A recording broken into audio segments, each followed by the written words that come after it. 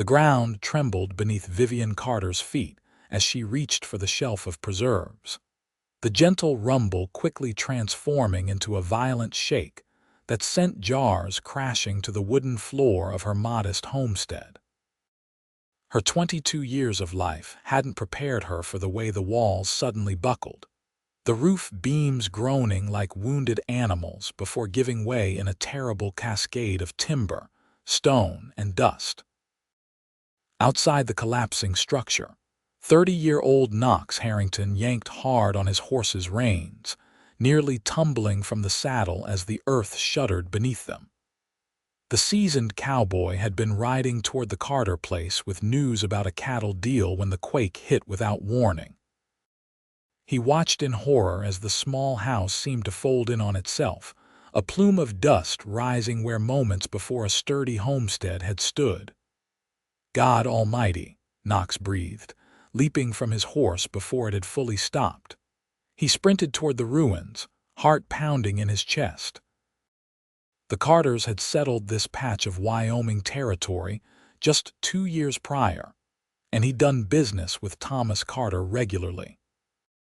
But it was Thomas's daughter who occupied Knox's thoughts as he reached the edge of the rubble, the quiet, determined young woman with eyes the color of summer sage and a smile that appeared too rarely. "Miss Carter," he shouted, scrambling over a fallen beam. "Vivian, can you hear me?" Silence answered him, broken only by the settling of debris and the distant sounds of panicked livestock. Knox tore off his leather gloves and began digging through the rubble, lifting boards and tossing aside broken furniture. His hands were soon scraped raw, but he didn't slow his pace. "Please, Lord," he muttered, sweat mingling with the dust on his face. "Let her be alive."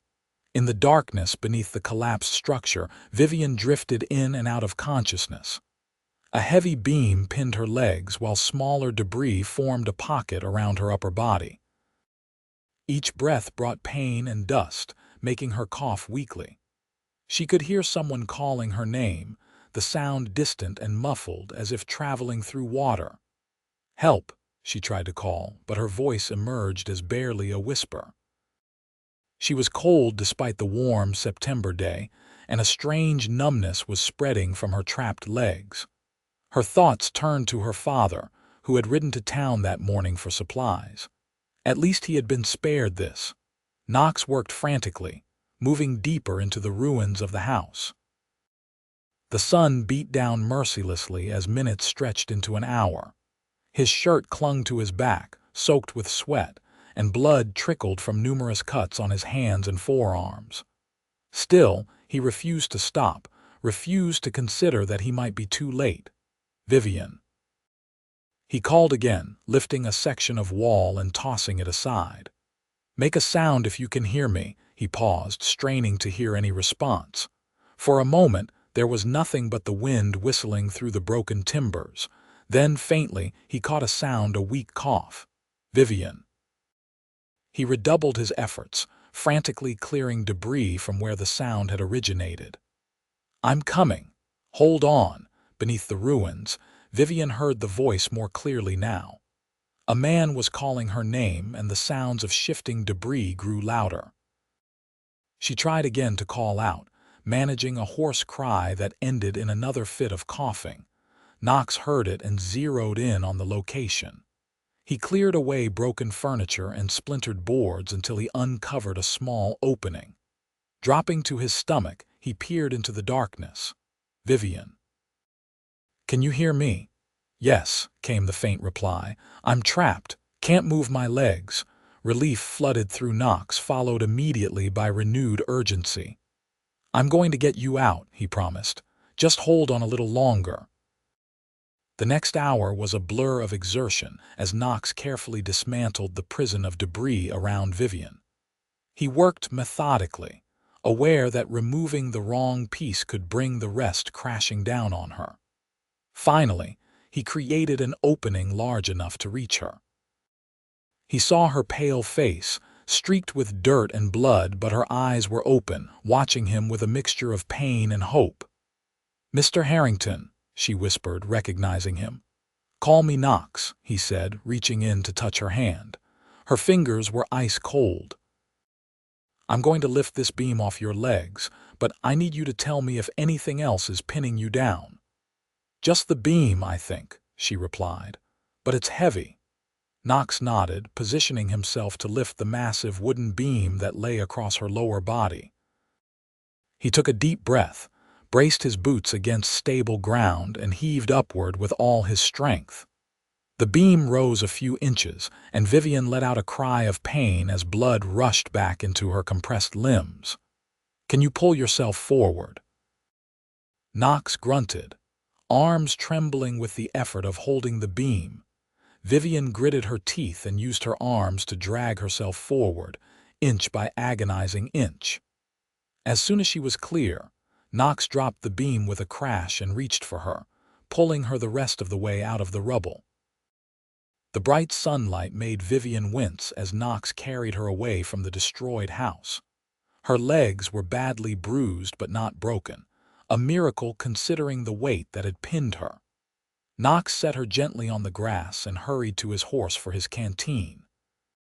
"Small sips," he cautioned, helping her drink. "Your pa's in town," Vivian nodded, coughing as the water hit her dust-coated throat. "Left this morning. He'll be beside himself when he sees." Her voice trailed off as she looked at the ruins of their home. Knox followed her gaze, his expression grim. "We need to get you to a doctor. Think you can ride?" "I don't know," she admitted.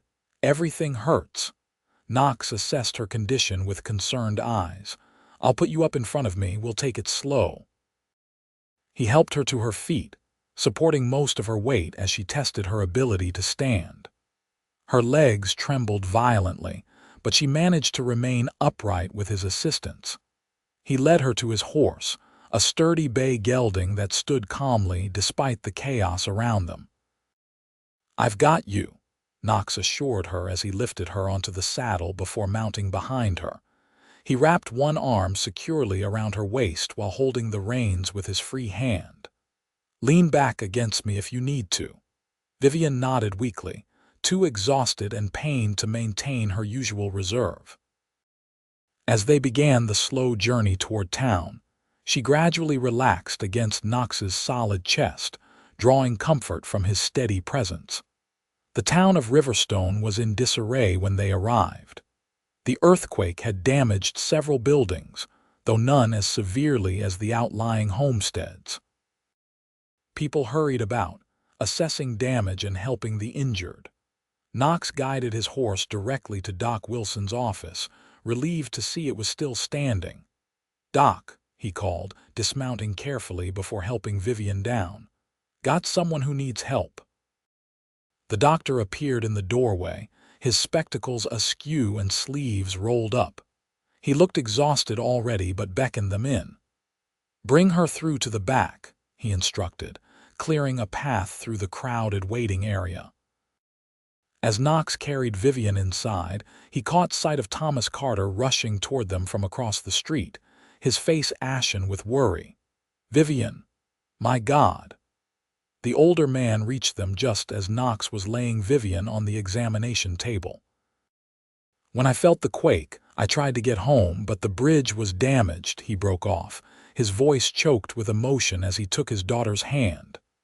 "Mr. Harrington pulled me out, Pa," Vivian said weakly. "The house is gone." Thomas looked at Knox, gratitude shining in his tear-filled eyes. "I can never repay you for saving my daughter." Knox shook his head. "No need for repayment, sir. I'm just thankful I was riding by when it happened." Doc Wilson shooed the men out so he could examine Vivian properly. Knox and Thomas waited in uncomfortable silence, both men covered in dust and worry.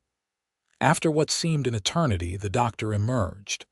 "She's bruised from head to toe, dehydrated and has a mild concussion but no broken bones," he reported. "It's a miracle, considering what fell on her. She needs rest and care, but she'll recover completely." Thomas sagged with relief. "Thank God. You can see her now," the doctor added, "but briefly. She needs sleep more than anything." Thomas hurried into the examination room while Knox remained in the waiting area, suddenly uncertain of his place in this family drama. He was contemplating slipping away when Thomas reappeared and approached him. "Knox, I wonder if I might ask another favor," Thomas said. "The hotel's taken damage and isn't accepting guests. With our house gone, we have nowhere to stay." "My place is yours for as long as you need it," Knox offered immediately. "It's nothing fancy, but it's solid. The Quake hardly touched it. That's mighty generous." "We won't impose for long, just until I can arrange something more permanent." Knox waved away his concerns. "It's no imposition. I've got plenty of room, and you two would be welcome company." He hesitated before adding, "Is Miss Carter able to travel?" "I could come back for you both tomorrow if that would be better. Doc says she can leave once he's finished wrapping her ribs, but we should avoid jostling her too much," Thomas explained. "I've got my wagon outside. If you could lead the way, we'll follow at a gentle pace." Knox nodded his agreement, and within the hour, they were making their slow journey to his ranch, 5 miles outside of town. Vivian lay on a makeshift bed in the back of her father's wagon, every bump in the road sending waves of pain through her battered body. Despite her discomfort, she found her thoughts repeatedly drifting to Knox Harrington. She had known him for nearly 2 years, ever since her father had started doing business with him, but their interactions had been limited to polite greetings when he visited their farm. She knew he ran one of the more successful cattle operations in the area, that he had come west from Pennsylvania after the war, and that he lived alone despite being considered one of the territory's most eligible bachelors. Beyond that, he remained something of a mystery one she now owed her life to. Knox's ranch came into view as they crested a small hill. The main house was modest but well built, with a broad porch and sturdy stone chimney. Several outbuildings dotted the property, and cattle grazed in the distance. It was a testament to hard work and good management, precisely the kind of place Vivian had always admired. Knox helped settle Vivian in his spare bedroom, which was simply furnished but clean and comfortable. He brought extra pillows to prop her up and blankets to keep her warm, displaying a tenderness that surprised her. "There's a bell on the nightstand if you need anything," he explained, looking uncharacteristically nervous. "I'll be nearby."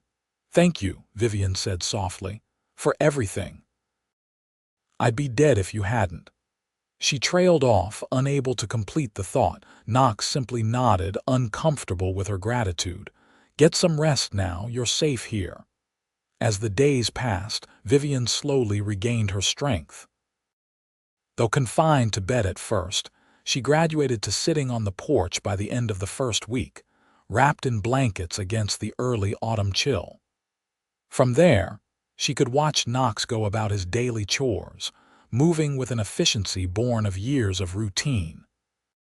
Thomas spent most days in town, working with neighbors to salvage what they could from the Carter homestead and making arrangements for rebuilding. This left Vivian and Knox alone together for hours at a time, their initial awkwardness gradually giving way to comfortable conversation. "How did you end up ranching in Wyoming?" Vivian asked one afternoon as Knox mended a bridle on the porch beside her. He worked the leather thoughtfully before answering.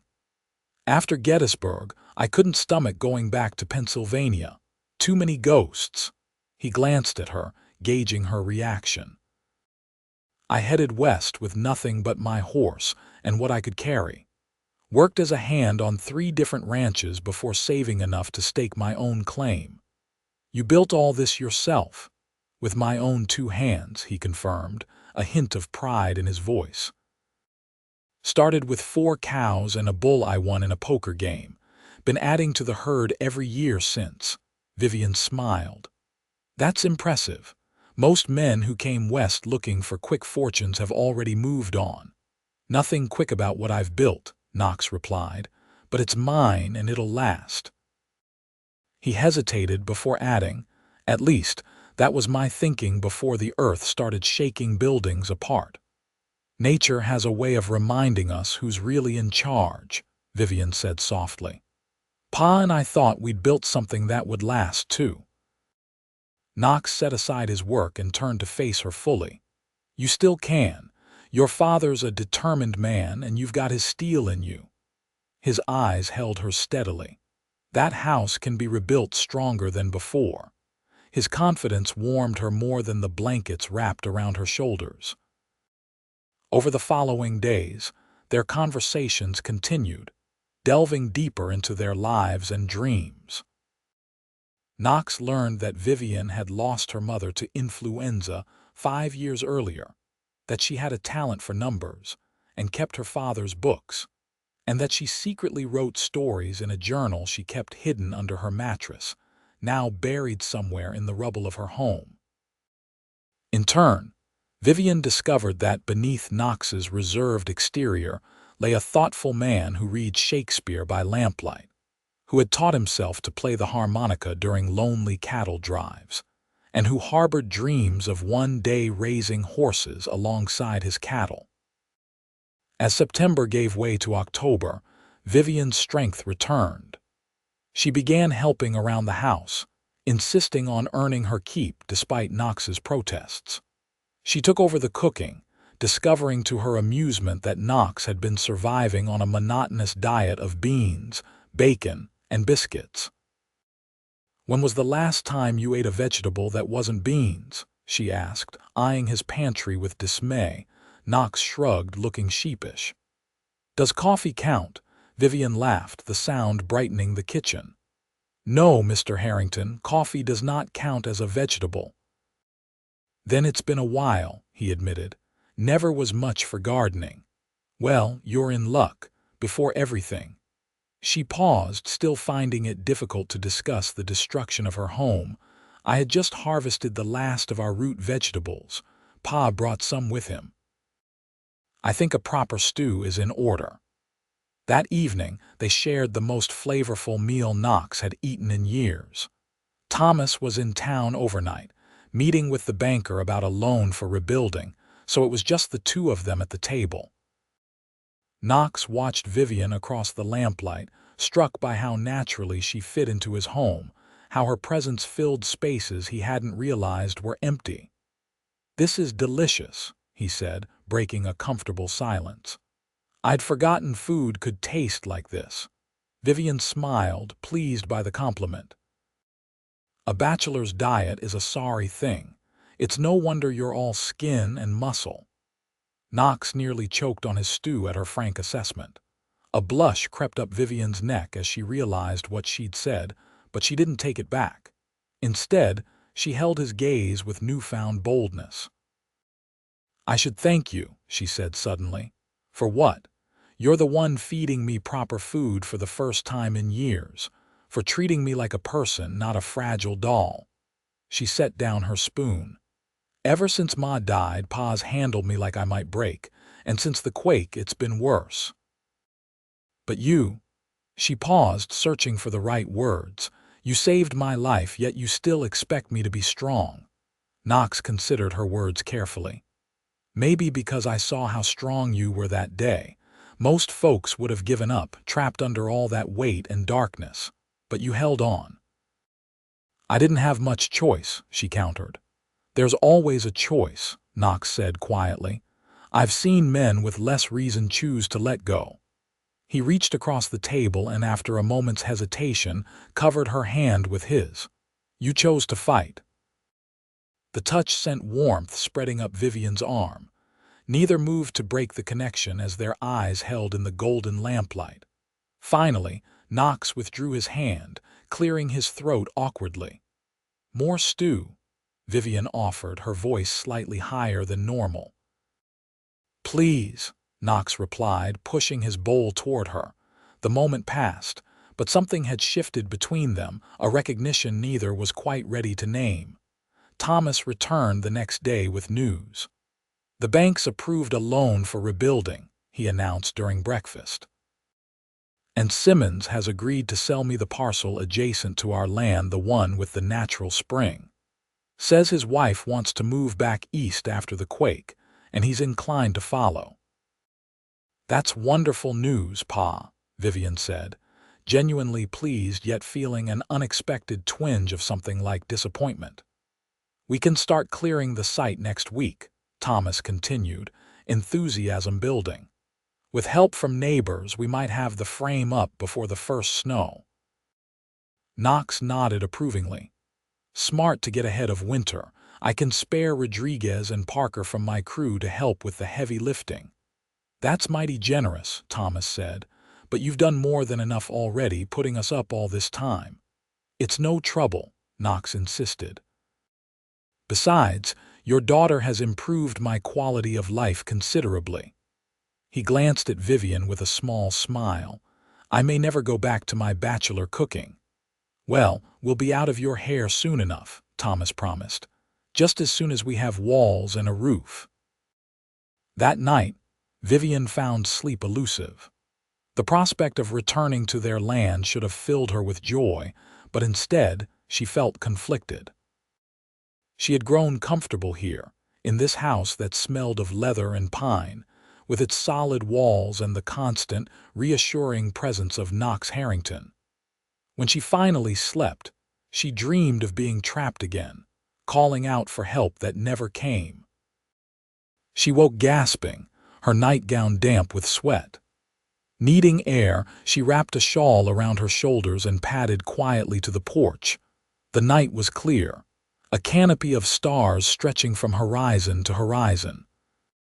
Vivian leaned against the porch railing, breathing deeply of the cool air scented with sage and distant pine. Couldn't sleep, she startled at Knox's voice, turning to find him seated in the shadows, a blanket across his lap. I'm sorry, she said. I didn't realize you were out here. No need to apologize, it's a free porch. He gestured to the chair beside him. Join me if you'd like. Vivian hesitated only briefly before taking the offered seat. Do you often sit out here at night? Most nights, he admitted. Always found it easier to think under the stars. What are you thinking about tonight? She asked, pulling her shawl tighter against the chill. Knox was silent for so long she thought he might not answer. Finally, he said, change, how it comes whether we want it or not. The simple statement resonated with Vivian. Like earthquakes, she murmured. Like earthquakes, he agreed. And their aftermath. They sat in companionable silence, watching the stars wheel slowly overhead. Vivian was acutely aware of Knox beside her, solid and warm in the cool night air. On impulse, she reached for his hand, finding it resting on the arm of his chair. I had a nightmare, she confessed, about being trapped again, but this time no one came. Knox's fingers tightened around hers. I'll always come, he said, his voice low and fervent. The intensity of his words hung between them, laden with meaning neither was ready to fully acknowledge. Thank you, Vivian whispered, not trusting her voice with more. They remained that way until the eastern sky began to lighten, hands joined, silence comfortable between them. As dawn approached, Vivian reluctantly rose to return to her room before her father woke. At the door, she paused. Knox? Yes, I'm glad it was you who found me. His smile, slow and genuine, warmed her more than the coming sun. So am I, Vivian, so am I. The next week passed in a flurry of activity as preparations for rebuilding the Carter homestead began. Thomas spent most days at the site with volunteers from town, clearing debris and salvaging what materials they could. Knox divided his time between his ranch duties and helping with the reconstruction, his experience in building proving invaluable.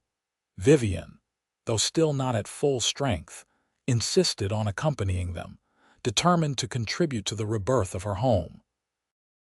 Knox worried about her pushing herself too hard, but respected her need to be involved. He made certain she took regular breaks, bringing her water and ensuring she rested in the shade during the hottest part of the day. On one such break, sitting on a makeshift bench near what would become their new front porch, Vivian watched Knox directing the placement of foundation stones. His shirt clung to his back with sweat, his hat pushed back as he demonstrated the proper technique to a younger volunteer.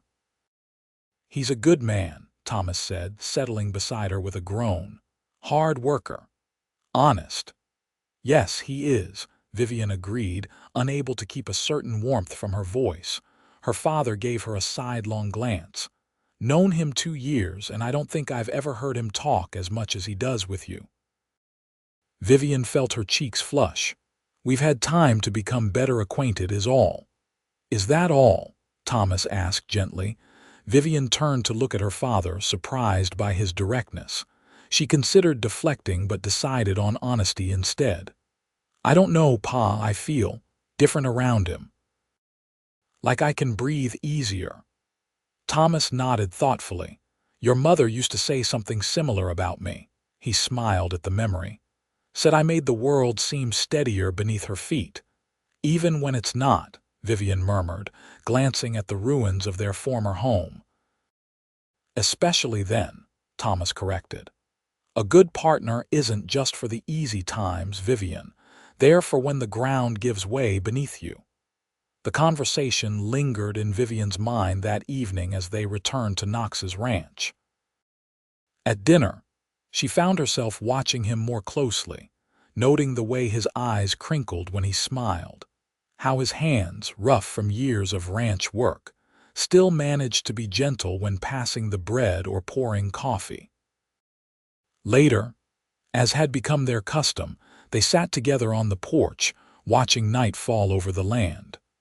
Thomas had already retired, leaving them alone with the chirping of crickets and the distant howl of a coyote.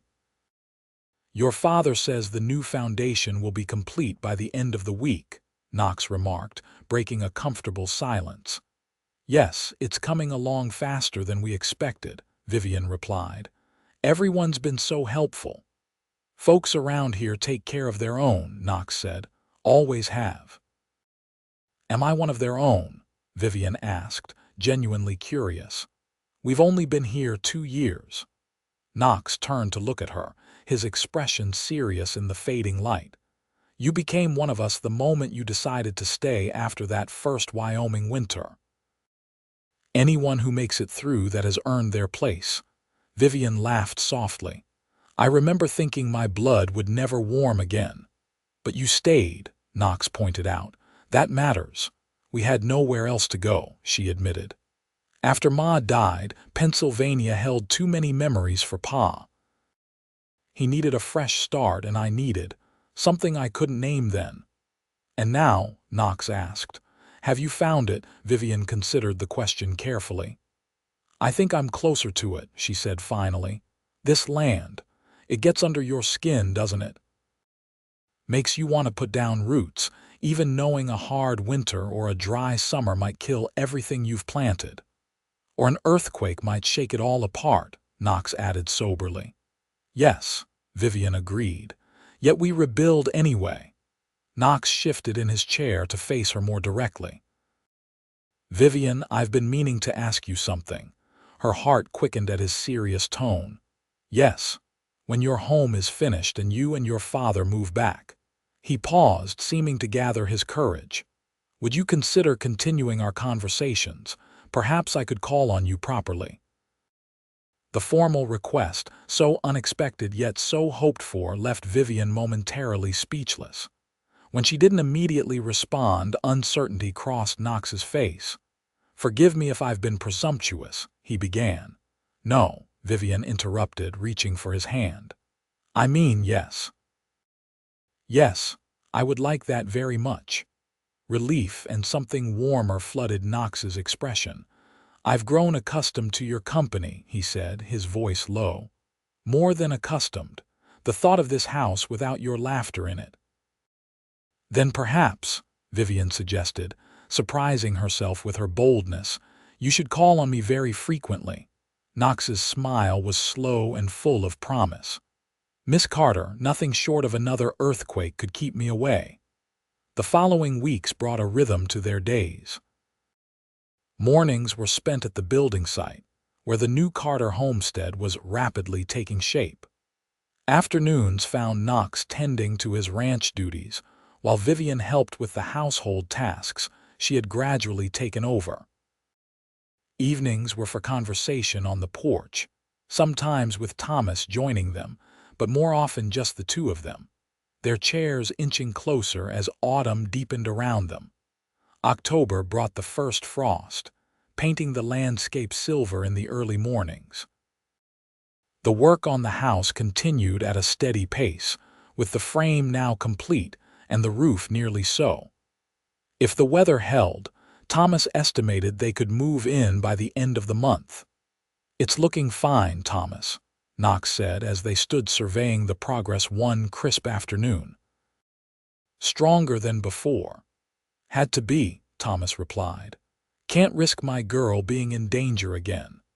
Knox nodded in agreement, his eyes finding Vivian where she worked with several women from town, organizing salvaged household items. As if sensing his gaze, she looked up and smiled, a private expression that sent warmth spreading through his chest.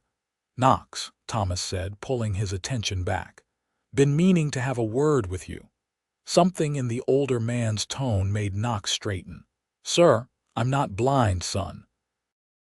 I see how things stand between you and my daughter." Thomas's expression was unreadable. "What are your intentions?" Knox didn't hesitate. "Honorable ones, sir. I care deeply for Vivian. Given time, I hope to earn her affection in return." Thomas raised an eyebrow. "You think you haven't already?" "I wouldn't presume. For a smart man, you can be remarkably obtuse," Thomas interrupted with a hint of amusement. "My daughter hasn't looked at anyone the way she looks at you since we arrived in this territory." His expression sobered. "She's all I have left in this world, Knox. Her happiness means everything to me." "It means everything to me as well," Knox said quietly. "I would never do anything to jeopardize that." Thomas studied him for a long moment before nodding. "Good. Then we understand each other." He clapped Knox on the shoulder. "Now, let's see about getting those windows installed before the next rain." The conversation left Knox thoughtful as they returned to work. He had been taking things slowly with Vivian, mindful of her recovery and respectful of the upheaval in her life. But Thomas's words suggested he might not need to be quite so cautious. That evening, Knox asked Vivian if she would like to ride with him to check on a new section of fencing. Her father raised no objection, merely suggesting they return before dark. The afternoon was perfect for riding, the air crisp but not cold, the sky a clear, deep blue. Knox led them along a stream that cut through his property, the cottonwoods lining its banks blazing with autumn gold. They rode at an easy pace, mindful of Vivian's still healing body, but she sat her horse with natural grace, clearly enjoying the freedom of movement after weeks of restricted activity. "It's beautiful here," she remarked as they reached a rise overlooking a broad meadow. "I can see why you chose this land." Knox dismounted and helped her down, his hands lingering at her waist a moment longer than necessary. "It spoke to me the first time I saw it," he admitted. "Some places just feel right, don't they?" "Yes," Vivian agreed, looking not at the landscape but at him. "They do." Knox cleared his throat, suddenly nervous. "I wanted to show you something," he said, taking her hand and leading her a short distance to where a small cabin stood nestled among the trees. "What's this?" Vivian asked, curious. "My first home on this land," Knox explained, pushing open the door. "Built it with my own hands before I could afford to build the main house." The interior was simple but well crafted. One room with a stone fireplace, sturdy furniture, and windows positioned to catch both morning and evening light. It was clean and maintained, not abandoned as Vivian had expected. "You still use it?" she asked, running her hand along a bookshelf filled with well-worn volumes. "Sometimes I come here to think, or when I need quiet," Knox admitted. "It reminds me of where I started and how far I've come." Vivian nodded in understanding. "It has a peacefulness to it." She turned to face him. "Thank you for showing me this place. I feel like I understand you better now." Knox took a step closer, his eyes never leaving hers. "Vivian, I didn't bring you here just to show you my past." He took her hands in his. "I wanted to talk about the future." Her breath caught. "Our future." "If you'll have me," he said softly. "These past weeks, having you in my home, in my life, it's shown me what I've been missing all these years. I know it's soon, perhaps too soon after everything you've been through, but I can't imagine going back to the way things were before." Vivian squeezed his hands. "It doesn't feel too soon to me," she confessed. "It feels like the earthquake was just the Earth's way of pushing us together." Knox laughed, the sound rich with relief and joy. "That's a poetic way of looking at disaster." "Maybe disaster sometimes leads to exactly where we're meant to be," Vivian suggested, her eyes shining. Unable to resist any longer, Knox leaned down and pressed his lips to hers. The kiss was gentle at first, a question more than a demand. When Vivian responded, rising on her toes to press closer, his arms encircled her waist, drawing her against him as the kiss deepened. When they finally parted, both breathless, Knox rested his forehead against hers. "I've wanted to do that since the moment you opened your eyes in the rubble," he admitted. "I'm glad you waited until I was clean and conscious," Vivian teased, her hands resting on his chest. Knox laughed, the sound reverberating through both of them. "Vivian Carter, you are remarkable. And you, Knox Harrington, are everything I never knew I was looking for." They stayed in the cabin until the shadows lengthened, talking of hopes and dreams, of fears overcome and challenges ahead. Knox spoke of expanding his ranch, possibly adding the horse breeding operation he'd long considered. Vivian shared her desire to perhaps start a small school, having noticed how few educational opportunities existed for children in the area. "You'd make a wonderful teacher," Knox said, envisioning a future where children might learn their letters in a schoolhouse built on his land, with Vivian guiding them with the same quiet determination she applied to everything. "And you'd make a wonderful father," Vivian replied, the words slipping out before she could consider their implication. A moment of stunned silence followed before Knox's face broke into a grin that transformed his usually serious features. "Is that something you might consider?" he asked carefully. "A family, I mean, with me." Vivian felt heat rise to her cheeks but didn't look away. "I would consider it the greatest blessing," she said honestly. Knox pulled her close again, sealing this new understanding with another kiss, this one full of promise and future possibilities. They returned to the ranch just as dusk was settling over the land, riding side by side, occasionally exchanging glances that said more than words could express. Thomas was waiting on the porch, a knowing look crossing his face as he observed their approach. "Pleasant ride?" he asked mildly. "Very," Vivian replied, her cheeks flushed from more than just the evening air. Knox cleared his throat. "Mr. Carter, if I might have a word with you later this evening."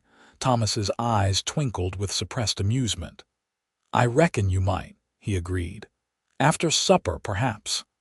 That night, as Vivian prepared for bed, she heard the low murmur of men's voices from the porch. She didn't try to eavesdrop, but the knowledge of what was being discussed made her heart race with anticipation. When she finally slept, her dreams were filled with images of a future bright with promise. The next morning, Knox was uncharacteristically absent at breakfast.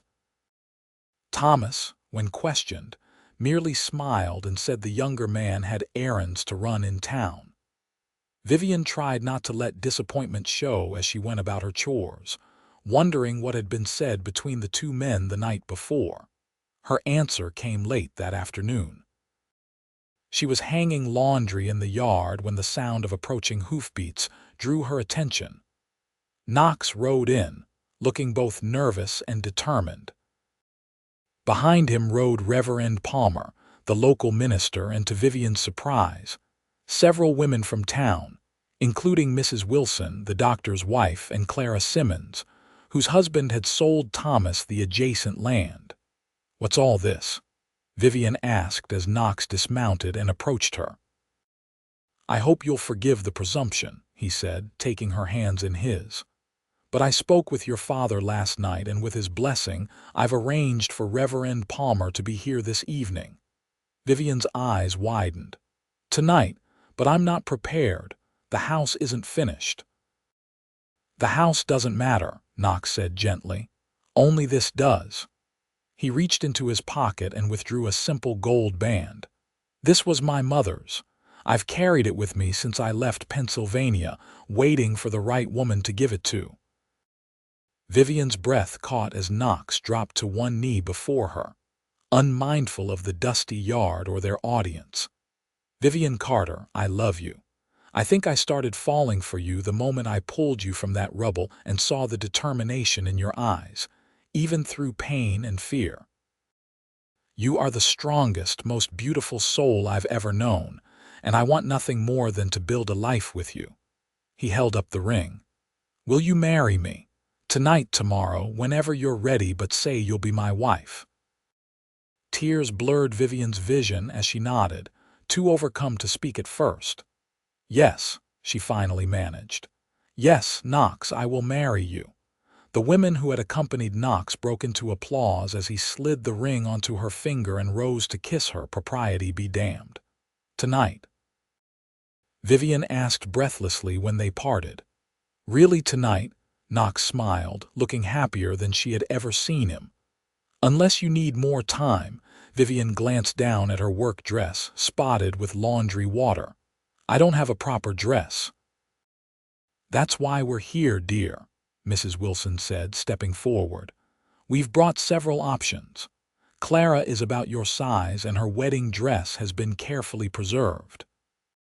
And I've brought my best cake recipe and enough ingredients to feed everyone," added Mrs. Palmer, the Reverend's wife.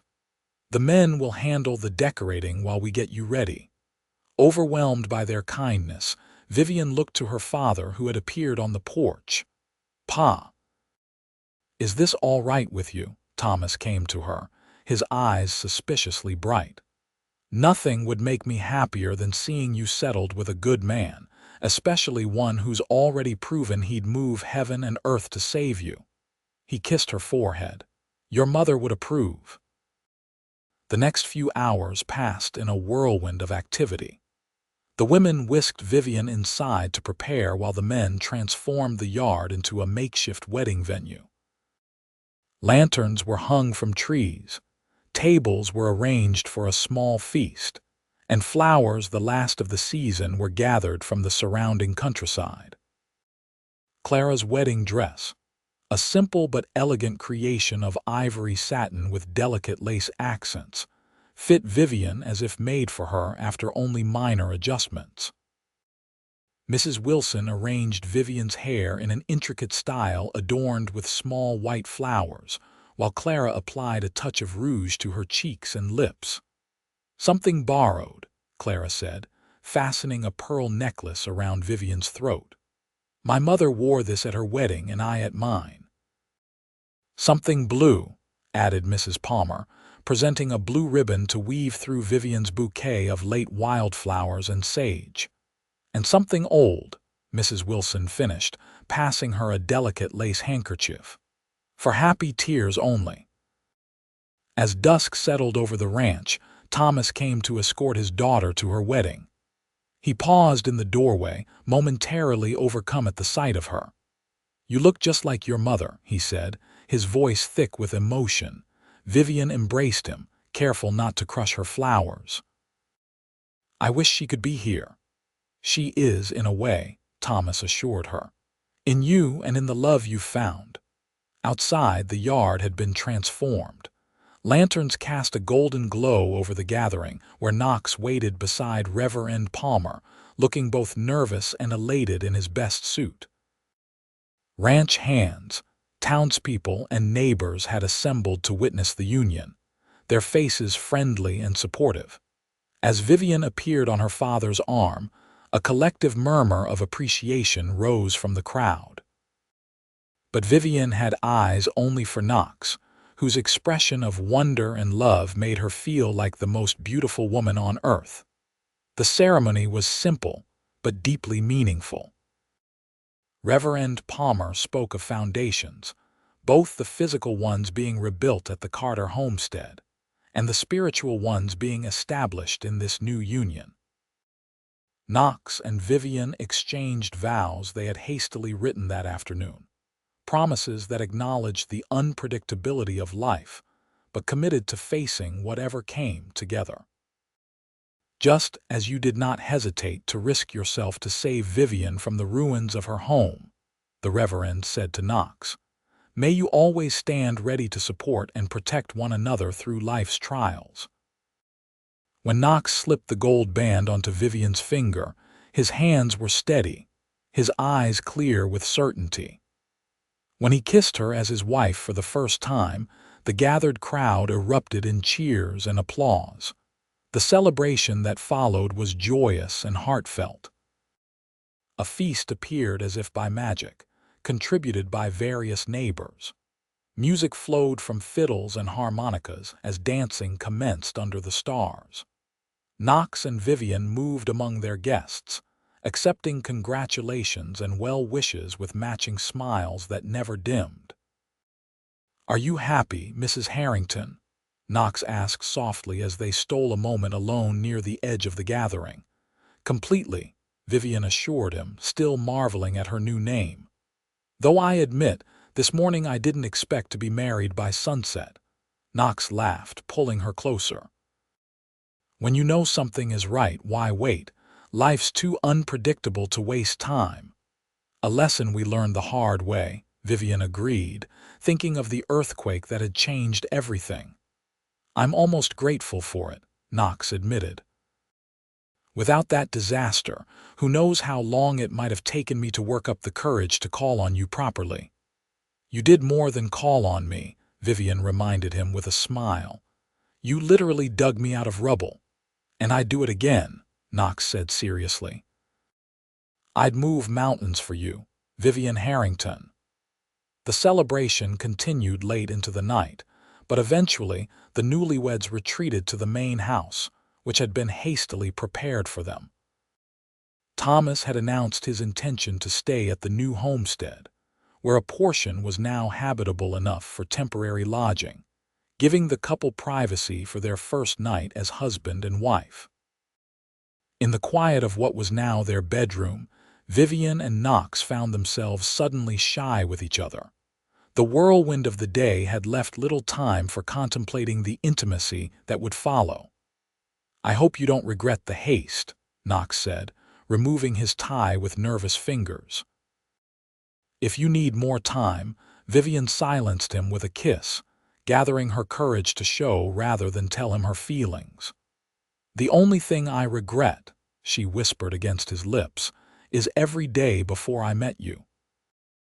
Their coming together was tender and passionate, a discovery of each other that left them both breathless with wonder. Afterward, as they lay tangled in each other's arms, Vivian rested her head on Knox's chest, listening to the steady beat of his heart. "I never thought I could feel this way," she confessed, "so complete." Knox stroked her hair, marveling at its softness. "Nor did I. I'd resigned myself to solitude, convinced it was my lot in life. And now I can't imagine a day without you," he said simply. "You've changed everything, Vivian." They fell asleep wrapped in each other's arms, secure in the knowledge that whatever challenges life might bring, they would face them together. The weeks that followed were filled with adjustment and joy as Vivian and Knox settled into married life. The work on the Carter homestead continued. with the house nearing completion as November arrived. Though Thomas had initially planned to live there alone once it was finished, discussions were underway about possibly combining the two properties, with the new house serving as a base for the expanded ranching operation Knox envisioned. "We could run twice as many cattle with the additional water source," Knox explained one evening as they sat around the dining table, maps spread before them. "And the south-facing slope on your land would be perfect for the horse breeding program I've been considering." Thomas nodded thoughtfully. "Makes sense from a business perspective, and I'm not getting any younger. The idea of managing that place alone isn't as appealing as it once was." "You'll always have a home with us, Pa," Vivian assured him, "wherever that home might be." November brought the first real snow, blanketing the land in pristine white. Work on the homestead slowed but didn't stop entirely. By the time Thanksgiving approached, the house was finished enough that they decided to host the holiday meal there, a celebration of resilience and new beginnings. Vivian spent the days before the feast preparing, determined to make their first major holiday as a family memorable. Knox watched her with undisguised adoration as she moved between the two kitchens, organizing and directing with cheerful efficiency. "You're staring again," Vivian teased as she caught him watching her roll pie dough. "Can't help it," Knox admitted, coming to drop a kiss on her flour-dusted cheek. "You're a sight to behold, Mrs. Harrington." "A flour-covered, sweaty sight," she countered with a laugh. "The most beautiful sight in Wyoming Territory," Knox insisted. "And I've got something to make you even more beautiful, if that's possible." He reached into his pocket and withdrew a small package wrapped in brown paper. Vivian wiped her hands on her apron before accepting it, her expression curious. "What's this?" "Open it and see," Knox encouraged. Inside the paper was a velvet box, and within that, a delicate pendant on a fine gold chain. The pendant was a small, perfect sapphire, set simply but elegantly. "Knox," Vivian breathed, lifting it from the box. "It's beautiful, to match your eyes," he said softly. "I ordered it from Denver the day after we were married. It just arrived yesterday." Vivian turned, allowing him to fasten it around her neck. The stone nestled in the hollow of her throat, catching the light as she moved. "Thank you," she whispered, rising on her toes to kiss him properly. "I'll treasure it always." "As I treasure you," Knox replied, deepening the kiss until they both forgot about pie dough and Thanksgiving preparations. Thanksgiving Day dawned clear and cold, the snow glistening under a bright blue sky. Guests began arriving at the new Carter homestead by mid-morning neighbors, friends, and the ranch hands who had nowhere else to go for the holiday. The house, though sparsely furnished, was warm and welcoming, with fires blazing in both the kitchen hearth and the main room's larger fireplace. The meal was a triumph turkey and all the traditional fixings, plus 3 kinds of pie that Vivian had labored over. As they gathered around the extended table, Thomas rose to offer a blessing. "Lord, we thank you for this food and for the hands that prepared it," he began. "We thank you for community and for the help of neighbors when the earth shook and our lives with it." He paused, his voice growing emotional. "And we especially thank you for bringing Knox Harrington to my daughter's side when she needed him most, and for the love that grew from that moment of trial. Bless this meal, this home, and this family. Amen." "Amen," echoed around the table before the feast began in earnest. Later, as evening approached and the last guests departed, Vivian found herself standing in the doorway of what would have been her bedroom in this new house, had fate not intervened.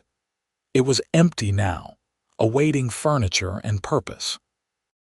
"Penny for your thoughts," Knox said, coming up behind her and wrapping his arms around her waist. "I was just thinking about how differently things might have turned out," Vivian replied, leaning back against his solid warmth. If the earthquake hadn't happened, if you hadn't been riding by that day. But it did, and I was, Knox reminded her. And here we are. Vivian turned in his arms to face him. I have something to tell you, she said, a mixture of nervousness and joy in her voice. Something I've suspected for a week or so, but wanted to be certain of before I said anything. Knox's brow furrowed with concern. Are you all right? More than all right, Vivian assured him, taking his hand and placing it gently on her still flat stomach. We're going to have a baby, Knox. By my calculations, sometime in early summer. Knox froze, his expression one of stunned disbelief that slowly transformed into wonder. A baby, he repeated, his voice barely above a whisper. We're going to be parents, Vivian nodded, tears of happiness filling her eyes at his reaction. Are you pleased? In answer, Knox lifted her off her feet and spun her around, his laughter echoing through the empty room. Pleased? Vivian, I'm ecstatic. He set her down carefully, suddenly concerned. Should I not have done that? I don't want to harm you or the baby.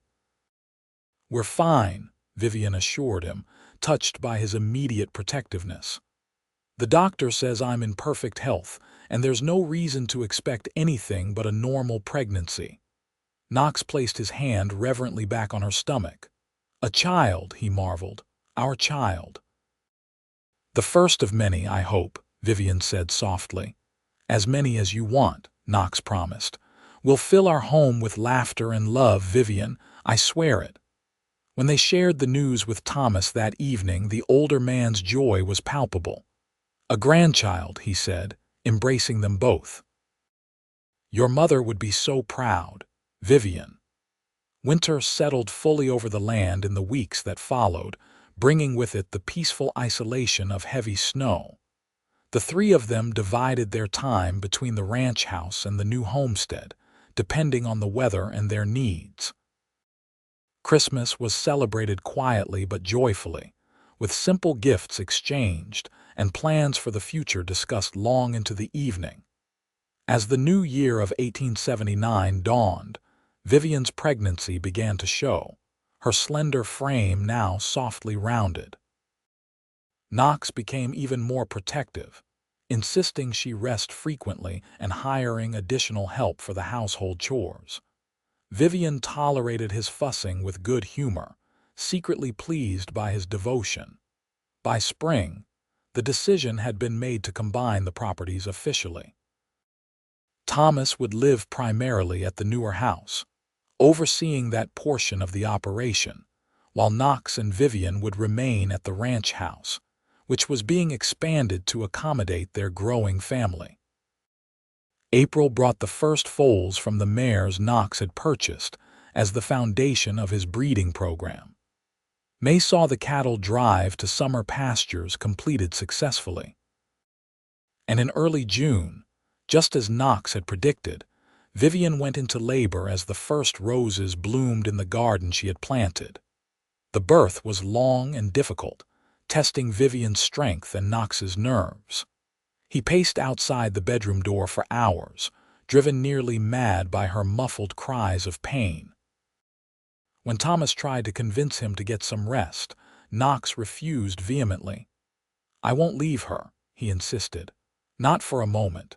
She's in good hands, Thomas assured him. Doc Wilson's delivered hundreds of babies, and Mrs. Palmer is the best midwife in the territory. I know, Knox acknowledged. But still, I need to be here in case. He couldn't finish the thought, the fear too great to voice. Thomas gripped his shoulder firmly. She's strong, son, stronger than either of us. She survived being buried alive. She'll survive bringing new life into the world.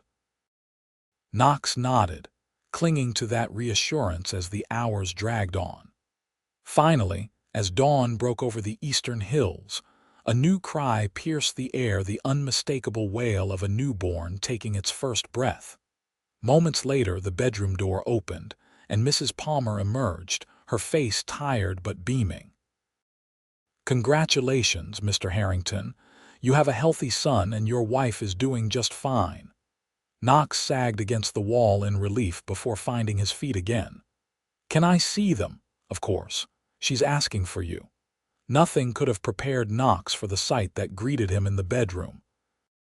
Vivian, exhausted but radiant, cradling a tiny bundle wrapped in a soft blanket. She looked up as he entered, her smile brighter than the rising sun. "Knox," she said softly, "come meet your son." He approached the bed on unsteady legs, lowering himself carefully beside her. The baby's face was tiny and red, his features scrunched in sleep, a dusting of dark hair like Knox's own covering his head. "He's perfect," Knox whispered, afraid to touch something so small and miraculous. "Would you like to hold him?" Vivian asked. Terrified but eager, Knox nodded, accepting the precious bundle with trembling hands. The baby squirmed slightly at the transfer but didn't wake, settling against his father's chest as if recognizing where he belonged. "Hello, son," Knox said, his voice thick with emotion. "I'm your pa." "What shall we name him?" Vivian asked, watching the two most important people in her world with love overflowing. Knox considered for a moment. "What about Thomas after your father? Thomas Harrington." Vivian's eyes filled with tears at the suggestion. "That's perfect." "And perhaps James as a middle name after your father." "Thomas James Harrington," Knox agreed, gently stroking the baby's cheek with one finger. "A fine name for a fine boy." They remained that way for a long time, the three of them together in the soft morning light. A family forged through disaster and bound by love stronger than any force of nature. Thomas wept openly when told of his namesake, holding his grandson with a tenderness that belied his weathered exterior. "He has your mother's chin," he told Vivian, "and your determination in his grip." The summer passed in a blur of new parenthood, with its sleepless nights and indescribable joys. Thomas moved permanently into the new homestead, giving the young family space while remaining close enough to help when needed. The combined ranch operations flourished under their shared management, with Knox's horse breeding program showing particular promise. By autumn, as young Thomas, already called TJ by everyone, began to show his personality, Vivian and Knox celebrated their first wedding anniversary. They marked the occasion with a quiet dinner after the baby was asleep, reminiscing about the whirlwind that had brought them together. "It's hard to believe it's only been a year," Vivian remarked, her hand entwined with Knox's across the table. "So much has changed." "All for the better," Knox replied, lifting her hand to kiss her knuckles. "Though I wouldn't mind if the earth remained stable beneath us from now on." Vivian laughed softly. "Agreed. One life-altering earthquake is quite enough." "You know," Knox said thoughtfully, "I rode past your homestead that day by chance. I was taking the long way to town, just enjoying the weather, if I'd gone the usual route. But you didn't," Vivian pointed out. "You were exactly where you needed to be, exactly when I needed you most." She squeezed his hand. "Some might call that fate, or divine intervention," Knox suggested. "Either way, I'm grateful beyond words." "As am I," Vivian said softly. "For you, for TJ, for everything we've built together." Knox raised his glass. "To the earthquake that shook us together, and to the love that rebuilt our lives." "To us," Vivian agreed, touching her glass to his. "And to whatever adventures await us next." Those adventures would be many in the years to come: the birth of 3 more children, the expansion of their ranch into one of the most successful operations in the territory, the founding of the school Vivian had dreamed of, and countless moments of joy, challenge, and growth shared together. But no matter how many years passed, Knox Harrington never forgot the sight of Vivian's face as he pulled her from the rubble, the moment when her eyes opened and she drew breath again. And Vivian never forgot the feeling of Knox's strong arms carrying her to safety, the absolute certainty that had come over her, even in her pain and fear, that she was exactly where she was meant to be. Their love story, born in disaster and built on unwavering commitment, became something of a legend in the community. Young couples would hear it told at gatherings and dances, the tale of how an earthquake had brought together two people who might otherwise never have found each other. Sometimes, Knox would say when asked about that fateful day, the ground has to break apart beneath your feet before you can discover what truly matters. And Vivian would always add, her hand finding his as naturally as breathing. And sometimes, when everything falls to pieces, you find the one person who will move heaven and earth to put you back together again.